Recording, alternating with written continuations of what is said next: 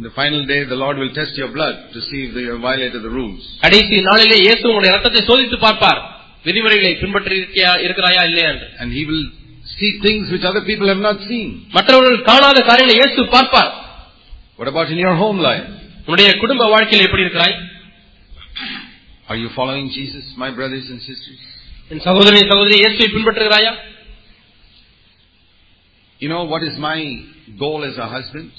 புருஷனாய் இருக்கிற என்னுடைய லட்சியம் என்ன தெரியுமா? More important than preaching a good sermon, நல்ல பிரசங்கத்தை பிரசங்கிப்பதை காட்டிலும் I want to love my wife as Christ loved the church. கிறிஸ்து சபையை நேசித்தது போல நான் என் மனைவியை நேசிக்க விரும்புகிறேன். How many of you brothers can say that? எத்தனை சகோதரர்கள் அப்படி சொல்ல முடியும்?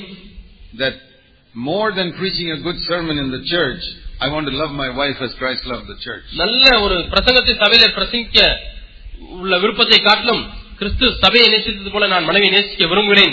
எத்தனை பேர் சொல்ல முடியும்? Is that really more important for you than preaching a good sermon? நல்ல பிரசங்கத்தை பிரசங்கிப்பதை காட்டிலும் இது உனக்கு முக்கியமானதா இருக்கிறதா? If that is not, then you have, like they say in English, put the cart in front of the horse. அப்படி இல்லை என்று சொன்னால் குதிரையை முன்னாடி கட்டுவதற்கு பதிலாக வண்டியை முன்னாடி கட்டி குதிரை பின்னாடி கட்டி ஓட்டுவதை போல இருக்கும். That's wrong. அது தவறு. That's not the way it should be.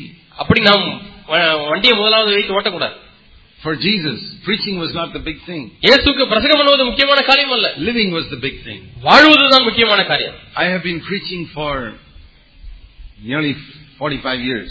நான் கிட்டத்தட்ட 45 ஆண்டுகளாக பிரசங்கம் பண்ணி கொண்டிருக்கிறேன். I started preaching almost from the time I was converted. நான் மனதிரும்பின நாளிலிருந்து பிரசங்கம் பண்ண ஆரம்பித்திருக்கிறேன். But even after 45 years I say this. 45 ஆண்டுகள் ஆகியும் நான் இதை சொல்கிறேன். Preaching is not a big thing for me. எனக்கு பிரசங்கம் பண்ணுவது பெரிய காரியமே அல்ல. Living is the big thing. வாழ்வதுதான் பெரிய காரியம். I don't care. God is my witness. I don't care if I never preach again in my life. தேவனே நான் இப்பொழுது சொல்கிற காரியத்திற்கு சாட்சி. இனிமேல் என்னால பிரசங்கிக்கவே முடியாவிட்டாலும் பரவாயில்லை, எனக்கு அது ஒரு பொருட்டல்ல. I want to live this year, every day of this year, like Jesus would live. ஆனால் இந்த வருஷத்திலே ஒவ்வொரு நாளிலேயும் இயேசு எப்படி வாழ்ந்தார் அதே போல நான் வாழ விரும்புகிறேன். I know I'm going to be more free from the love of money this year than I was in my whole life. இந்த இவ்வளவு நாட்கள் ஜீவிகாலம் முழுவதுமாய் நான் பணாசைந்து விடுபட்டதை காட்டிலும் அதிகமாக பணாசைந்து விடுதலை பெற விரும்புகிறேன். How do I know that? எப்படி எனக்கு தெரியும்? Because that is my goal. என்னால் அதுதான் என்னுடைய குறிக்கோள். I'm not saying I'll preach better sermons this year. இந்த வருஷம் நல்ல பிரசங்கம் பண்ணுவேன் என்று நான் சொல்லவில்லை. That doesn't bother me. அது எனக்கு ஒரு பொருட்டல்ல. I am more bothered that I'll be more free from the love of money this year than last year. போன வருஷத்தை காட்டிலும் இந்த வருஷம் அதிகமாக பணாசைந்து விடுதலை பெற வேண்டும் என்பதே என்னுடைய வாஞ்சையா இருக்கிறது. That I love my wife better this year than in all my 35 years of married life. திருமணமான 35 ஆண்டுகளை காட்டிலும் இந்த வருஷம் அதிகமாக என்னுடைய மனைவி நான் நேசிக்க போகிறேன் என்பதே என்னுடைய குறிக்கோள். That I will pray more this year than I have ever prayed in my whole life. என்னுடைய ஜீவிகாலம் முழுதுமாய் ஜெபித்ததை காட்டிலும் அதிகமாக நான் ஜெபிக்க இந்த வருஷத்தில் விரும்புகிறேன். It doesn't matter if I don't attend all the conferences. I want to pray more. That's more important. எல்லா கான்ஃபரன்ஸையும் attend பண்ண வேண்டும் என்பது என்னுடைய லட்சியம் அல்ல, நான் அதிகமாக ஜெபிக்க வேண்டும் என்பது என்னுடைய இலக்கா இருக்கிறது. I don't care if in the eyes of the world among all the servants of God I am number 2000 or 3000. இந்த உலகத்திலே உள்ள கிறிஸ்தவ பணியில் இருக்கிற எல்லா ஊழியக்காரர்களுடைய பார்வையிலேயும் அவர்கள் பட்டியல் போட்டு பார்த்தால் நான் 2000 ரேங்க்ல இருந்தால் அது எனக்கு ஒரு பொருட்டல்ல. It doesn't matter to me. அது எனக்கு ஒரு பொருட்டல்ல. Even if I'm 10,000 in India, it doesn't bother me. இந்தியாவில் உள்ள ஊழியக்காரர்களை அப்படியே பட்டியல் போட்டு பார்த்து நான் 10,000 ரேங்கால இருந்தாலும் கூட எனக்கு அது ஒரு பொருட்டல்ல. I want to keep the rules. நான் பிரமாணங்களை பின்பற்ற அல்லது விதிமுறைகளை பின்பற்ற விரும்புகிறேன். Because I know that in the final day is those who keep the rules who are going to be important. ஏனென்றால் கடைசி நாளில் எனக்கு தெரியும் விதிமுறைகளை பின்பற்றுபவர்கள் தான் முக்கியமானவர்கள். I want to keep the rules in my home. என்னுடைய குடும்பத்திலே விதிமுறைகளை பின்பற்ற விரும்புகிறேன். I want to bring up my children in the fear of God. என்னுடைய பிள்ளைகளை கர்த்தருக்கு பயத்தில் வளர்க்க விரும்புகிறேன். And even if my children are grown up, I want to keep on exhorting them to fear God, to seek His kingdom first. என்னுடைய பிள்ளைகள் வளர்ந்து விட்டாலும் கூட நீங்கள் தேவனுக்கு பயப்படுங்கள், தேவனுடைய ராஜ்யத்தை முதலாவது தேடுங்கள் என்று சொல்லி அவர்களுக்கு புத்தி சொல்லிக் கொண்டே இருக்க விரும்புகிறேன். And in every other area, I want to love all my enemies. எல்லா பகுதியிலையும் என்னுடைய எல்லா சத்துருக்களையும் நேசிக்க விரும்புகிறேன். I don't want to get up and preach if I don't love all my enemies. எல்லா சத்துருக்களையும் நான் நேசிக்காத பட்சத்திலே நான் எழுந்து நின்று பிரசங்கிக்க விரும்பவில்லை. Then I'm not keeping the rules. அப்படி என்றால் நான் விதிமுறைகளை பின்பற்றவில்லை. I'm not looking at Jesus. அப்படி என்றால் நான் இயேசுவை நோக்கவில்லையே. Then I'm looking at all the worldly preachers around me and trying to be like them. என்னை சுற்றிலும் உள்ள உலக பிரசங்கிமார்களை பார்த்து அவளை போல இருக்க நான் முயற்சிக்கிறேன் என்றுதான் அர்த்தம். Why did 5 of the churches in Revelation sink so low? ஏன் வெளிப்படுத்தின விசேஷத்திலே பார்க்கிறதுனா 5 சபைகள் அவர்கள் மிகவும் கீழே நிலைமைக்கு போய்விட்டன. Shall I tell you the reason in one word? ஒரே வார்த்தையிலே நான் அதற்கு காரணத்தை சொல்லட்டுமா? Because their elders had sunk so low. ஏனென்றால் அவருடைய மூப்பர்கள் அவ்வளவு கீழான நிலைக்கு போய்விட்டார்கள். Why is it 2 churches, Philadelphia and Smyrna, were such wonderful churches? ஏன் பிலதெல்பியா ஸ்மிர்னா என்ற அந்த 2 சபைகள் மிகவும் அற்புதமான சபைகளா இருந்தது? Because their elders were such wholehearted brothers. ஏனென்றால் அந்த சபையினுடைய மூப்பர்கள் முழு இதயமுள்ளவர்களாக இருந்தார்கள். I'm not preaching to you, I'm preaching to myself. இதை நான் உங்களுக்கு பிரசங்கிக்கவில்லை, இது எனக்கு நானே பிரசங்கித்துக் I say கொள்கிறேன். to myself, நான் என்னை பார்த்து சொல்கிறேன், that if I keep the rules, நான் விதிமுறைகளை கைக்கொண்டால், I may not change everybody, but I will at least encourage some people to keep the rules. நான் எல்லாரையுமே மாற்றிவிட முடியாது, ஆனால் உங்களில் இருக்கிற ஒரு சிலரை இந்த ஒழுங்கை கடைபிடிக்க முடியாது உற்சாகப்படுத்த விரும்புகிறேன். If I make following Jesus my aim, இயேசுவை பின்பற்றுவதே என்னுடைய நோக்கமாய் நான் கொண்டிருந்தால், I may not get everybody to follow him, but at least some people will follow him. எல்லாருமே இயேசுவை பின்பற்ற செய்துவிட முடியாது, ஆனால் ஒரு சிலராவது இயேசுவை பின்பற்றிவிட செய்ய முடியும். We are living in a day of compromise. நாம் ஒத்து போகிற நாட்களிலே நாம் வந்திருக்கிறோம். People want God and the world. ஜனங்களுக்கு தேவனும் தேவை, உலகமும் தேவை. And that is why we have this preaching of prosperity and money and ஆகவே தான் பணத்திலே வர ஆசீர்வாதம், செழிப்பு என்னதான உபதேசங்கள் எல்லாம் நாம் கேள்விப்படுகிறோம். You all know the story of Lazarus and the rich man. லாசரு ஐஸ்வரியவான் என்ற சம்பவம் கதை உங்களுக்கு எல்லாருக்கும் தெரியும். Who would you like to be? Like Lazarus or the rich man? நீங்கள் லாசரை போல இருக்க விரும்புகிறீர்களா அல்லது ஐஸ்வரியனை போல இருக்க விரும்புகிறீர்களா? What's the answer? Lazarus. லாசரை போல. One Sunday school teacher asked the children, who do you want to be like? ஒரு சண்டே கிளாஸ் டீச்சர் அவங்க பிள்ளைகளை பார்த்து இந்த ஐஸ்வரியவான் லாசர் கதையை சொல்லிட்டு நீங்க யார போல இருக்கணும் விரும்புறீங்கன்னு கேட்டாங்க. There was one clever boy there. அது ஒரு புத்திசாலி பையன் இருந்தான். He said, I want to be like the rich man on earth and like Lazarus after I die. அவன் சொன்னான், இந்த பூமியிலே ஐஸ்வரியனை போலவும் பரலோகத்திலே லாசரை போலவும் நான் இருக்க வேண்டும் என்று சொன்னானா. What a clever answer that is. என்ன புத்திசாலியான ஒரு பதில் பாருங்க. But there are a lot of people today among Christians who want to do that. இன்றைக்கு உண்மை என்னவென்றால் அநேக கிறிஸ்தவர்கள் அப்படி இருக்க விரும்புகிறார்கள். I'm not saying you have to be a beggar with swords to go to heaven. பரலோகத்துக்கு போகணும்னா ஒரு பிச்சைக்காரனா இருக்க வேண்டும், நல்ல கொப்பளங்களோடு கூட சொறி திறங்கோடு கூட இருக்க வேண்டும் என்று சொல்லவில்லை. The rich man did not go to hell because he was rich. அந்த ஐஸ்வரியனாய் பணக்காரனாய் இருந்தபடினாலே நரகத்துக்கு போகவில்லை. Abraham was rich, Job was rich. Abraham பணக்காரனாய் இருந்தான், யோபு பணக்காரனாய் இருந்தான். Jacob was rich, David was rich. யாக்கோபு, தாவீது, Philemon, the New Testament Christian was rich. புதிய ஏற்பாட்டு கிறிஸ்தவன் பணக்காரனாய் இருந்தான். But they went to heaven. அவர்கள் பரலோகத்துக்கு சென்றார்களே. I think Joseph of Arimathea was a rich man. Arimathea ஊரானாகிய யோசேப்பு ஐஸ்வரியனாய் இருந்தான். He was not an apostle, but he was a rich man. He went to heaven. அவன் பரலோகத்துக்கு போயிருக்கிறான். Why did the rich man go to hell? ஆனால் இங்கே சொல்லப்பட்ட இந்த ஐஸ்வரியவான் ஏன் நரகத்துக்கு போனான்? Because he did not care for his brother who was in need. ஏனென்றால் தேவையிலே உள்ள தன்னுடைய சகோதரனுடைய தேவையை உணராமல் இருந்தான். You won't go to hell for being rich. அவை பணக்காரனா இருந்தால் நரகத்துக்கு போவீர்கள் என்று சொல்லவில்லை. But if you don't care for your fellow believers, ஆனால் உங்கள் சக விசுவாசிகளுக்கு நீங்கள் கரிசனை எடுக்காவிட்டால், then I don't know where you'll go. நீங்க எங்க போவீங்கன்னு எனக்கு தெரியாது. If you rule them with a heavy hand like an elder brother, ஒரு மூத்த சகோதரனை போல நீங்கள் இருமாப்பாய் ஆளுவீர்களானால், I don't know where you'll go. எங்க போவீங்கன்னு தெரியாது. I don't want to be like that. நான் அப்படி இருக்க விரும்பவில்லை. I want to follow the rules. நான் ஒழுங்கை கடைபிடிக்க விரும்புகிறேன். People called Jesus the prince of devils. He said, okay, you're forgiven. பிசாசுகளின் அதிபதி என்று இயேசுவை சொன்னார்கள். சரி, பரவாயில்லை, உன்னை மன்னித்து விட்டேன் என்று சொன்னார். I also want to forgive anybody who said anything against me. ஆகவே எனக்கு விரோதமாய் சொன்ன யாரா இருந்தாலும் நான் மன்னித்து விட விரும்புகிறேன். Jesus knew a lot of things that Judas Iscariot was doing, but he never talked about it. யூதா இஸ்காரியோத்து செய்த அநேக காரியங்களை இயேசு அறிந்திருந்தார், ஆனாலும் அதை குறித்து அவர் பேசவில்லை. And I may know a lot of wrong things that other people are doing, but I don't want to talk about it. அநேகர் செய்கிற தவறான காரியங்கள் எனக்கு தெரிகிறது, ஆனாலும் நான் அதை குறித்து பேச விரும்பவில்லை. Because I want to follow the rules. ஏனென்றால் நான் விதிகளை பின்பற்ற விரும்புகிறேன். I don't want to be a backbiter or a gossiper and run the race. நான் ஒரு புறங்கூறுவனாக மற்றவர்களை பற்றி கோள் சொல்லுவனாக இருந்து நான் ஓட்டத்தை ஓட விரும்பவில்லை. That's what it means to look unto Jesus, the author and finisher of our faith. நம்முடைய விசுவாசத்தை துவக்குகிறவரும் முடிக்கிறவருமாகிய இயேசுவை நோக்கி ஓடுகிறது என்பது என்னுடைய பொருள் இதுதான். Are you a mother? ஒரு தாயா இருக்கிறீர்களா? Follow the rules.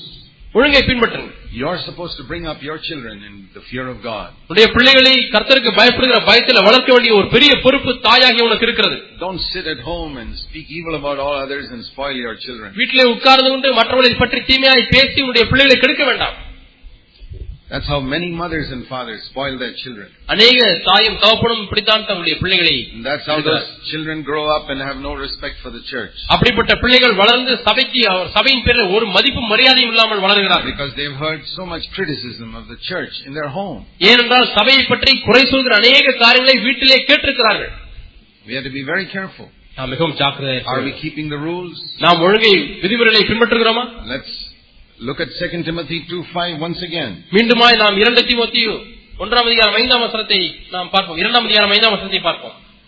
Paul told Timothy, verse 2, the things which you have heard from me in the presence of many witnesses, entrust to faithful men who will be able to teach other people also. 2 தீமோத்தேயு 2ஆம் அதிகாரம் 2ஆம் வசனத்திலே சொல்லுகிறார் பவுல், அநேக சாட்சிகளுக்கு முன்பாக நீ என்னிடத்தில் கேட்டவைகளை மற்றவர்களுக்கு போதிக்கத்தக்க உண்மையுள்ளவர்களிடத்திலே ஒப்புவி. What was he telling Timothy? தீமோத்தேயுக்கு என்ன சொல்லுகிறார்? Timothy, you heard me say that you cannot win this race, verse 5, if you don't keep the rules. சட்டத்தின்படி நீ ஓடாவிட்டால் நீ வெற்றியை பெற முடியாது என்பதை நீ இடத்திலே கேள்விப்பட்டிருக்கிறாய் என்று சொல்லுகிறார். 5ஆம் வசனத்தில் சொல்லப்பட்டது போல. Now you must teach this to other people. இப்பொழுது நீ இதை மற்றவர்களுக்கு போதிக்க வேண்டும். Teach them to keep the rules. சட்டத்தின்படி ஓட நீ பின்பற்ற போதிக்க வேண்டும். And teach them to teach other people also to keep the rules. மற்றவர்களும் இந்த சட்டத்தை கைக்கொள்ளும்படி நீ இவர்களுக்கு போதி. See how Paul was concerned up to the 4th generation. எப்படி பவுல் 4ஆம் தலைமுறை வரைக்கும் ஒரு கரிசனை உள்ளவராக இருந்தார். Timothy was 2nd generation. தீமோத்தேயு 2ஆம் தலைமுறையினர். Timothy, as you get older, teach other people. தீமோத்தேயுவே, நீ வளரும்போது நீ மற்றவர்களுக்கு போதி. What to teach them? எதை போதிக்க வேண்டும்? Teach them to keep the rules. பிரமாணங்களை விதிமுறைகளை பின்பற்ற முடியாது. Look at Jesus and run the race. இயேசுவை நோக்கி இந்த ஓட்டத்தை ஓடு. And how this great cloud of witnesses in the stadium is all telling us keep the rules and run the race. இந்த அரங்கத்தில் இருக்கிற திரளான சாட்சிகள் எல்லாரும் இயேசுவை நோக்கி பார்த்து இந்த ஓட்டத்தை ஓடுங்கள் ஓடுங்கள் என்று உற்சாகப்படுத்துகிறார்கள். And then teach those people to teach another generation also. இப்பொழுது நீ மற்ற தலைமுறைக்கு போதிக்கத்தக்கதாக இவர்களுக்கு போதிக்க என்று சொல்கிறார். That's how we are to run. இப்படித்தான் நாம் ஓட வேண்டும். And Jesus is the greatest example of all. எல்லாருக்கும் மேலாக இயேசுவே ஒரு பெரிய மாதிரியா இருக்கிறார். There were so many things in the hidden life of Jesus. இயேசுவுடைய வாழ்க்கையிலே மறைந்திருந்த பகுதியில் அநேக காரியங்கள் உண்டு. Where he did so many things. நிறைய காரியங்களை அவர் செய்தார். Which we don't know. அதை நாம் அறியவில்லை. I think of this verse in the Gospel of John. யோவான் என்ற சுவிசேஷத்தில் இந்த வசனத்தை நான் எண்ணி பார்க்கிறேன். John's Gospel. யோவான் சுவிசேஷம் in chapter 21. 21ஆம் அதிகாரம். And the last verse. கடைசி வசனம். See, this is the last verse of the last gospel. கடைசி சுவிசேஷத்தின் கடைசி வசனம் இதுதான். And John had already read Matthew, Mark and Luke.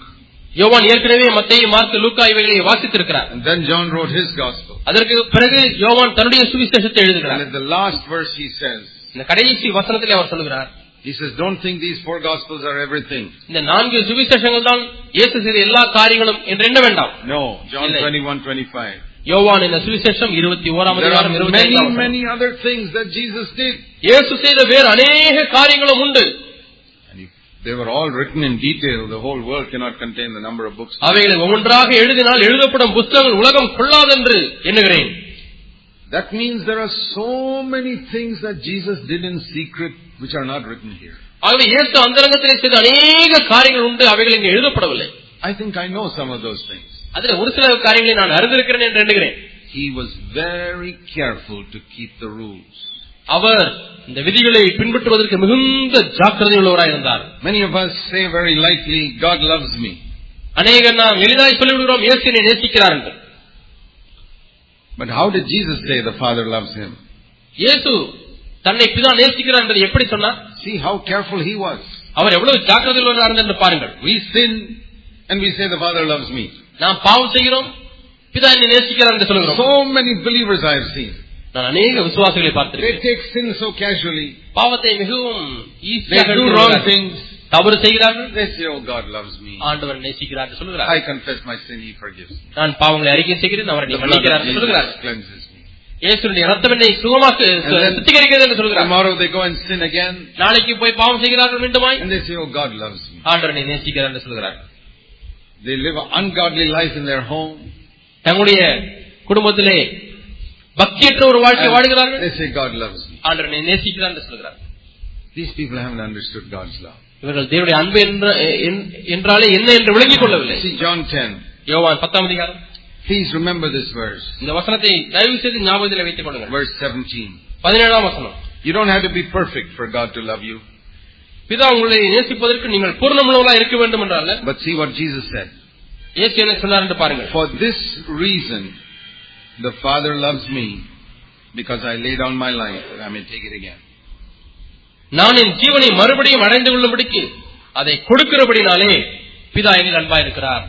So you ask a child, can you tell me from this verse why the Father loved Jesus? ஒரு சின்ன பிள்ளையை பார்த்து கேளுங்க, இந்த வசனத்துல ஏன் பிதா இயேசுவுக்கு அன்பா இருக்கிறார்னு கேளுங்க. Even a child will tell you, because Jesus laid down his life.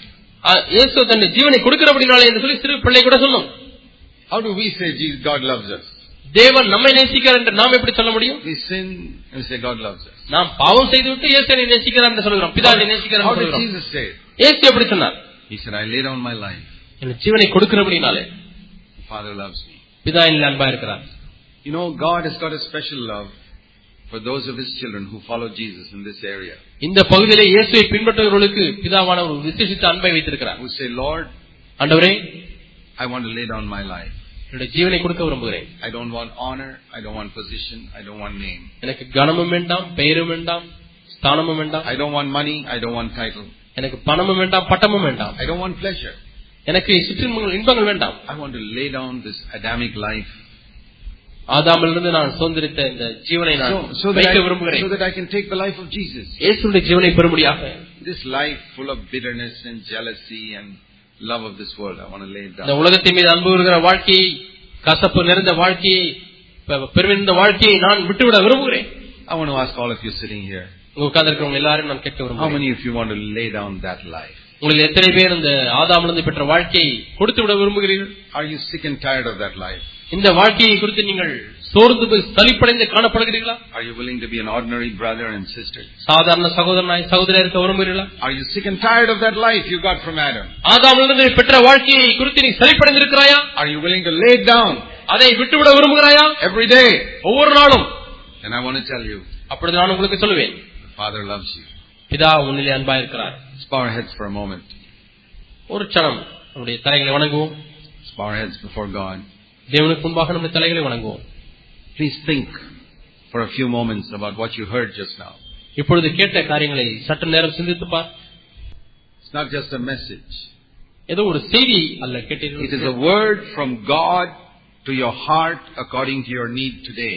இன்றைக்கு உன்னுடைய தேவைக்கேற்றாற்போல் தேவனிடத்திலிருந்து உனக்கு வந்த வார்த்தை இது. Say, Lord, ஆண்டவரே, I'm not an umpire, I'm not a referee. நான் ஒரு அம்பையர் அல்ல, நடுவர் அல்ல ஆண்டவரே. I'm a runner. நான் ஓடுகிறவன். I want to make sure that I follow the rules. நான் விதிமுறைகளை பின்பற்றுவதை குறித்து நான் எச்சரிக்கையாக இருக்க விரும்புகிறேன். Not judge other people. மற்றவர்களை நான் நியாயந்திருக்க வேண்டாம் ஆண்டவரே. Lord, I am the needy person, please help me. ஆண்டவரே, நான் தேவையிலே வந்திருக்கிறேன், எனக்கு உதவி செய்யும். In Jesus' name. இயேசுவின் நாமத்தில் பிதாவே. Amen. ஆமென்.